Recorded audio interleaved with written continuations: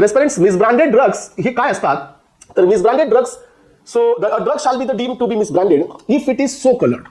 Drug हा misbranded कधी असतो जर त्याला तुम्ही जास्त कलर दिला तर, जर त्याला तुम्ही कोटिंग केली तर, जर त्या ड्रगला तुम्ही पावडर केलं तर, सो और त्या ड्रगला पॉलिश केलं तर.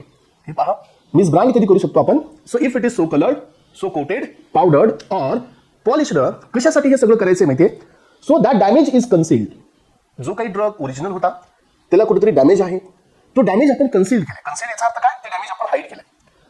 So or if it is made to appear or किंवा तुम्ही त्या ड्रगला सो जे मॉड्युलेशन तुम्ही केले कोटिंगनी, पावडर, सो पॉलिशिंगनी, आणि तुम्ही ड्रग कसा बनवलाय it is made to appear the therapeutic value than it really.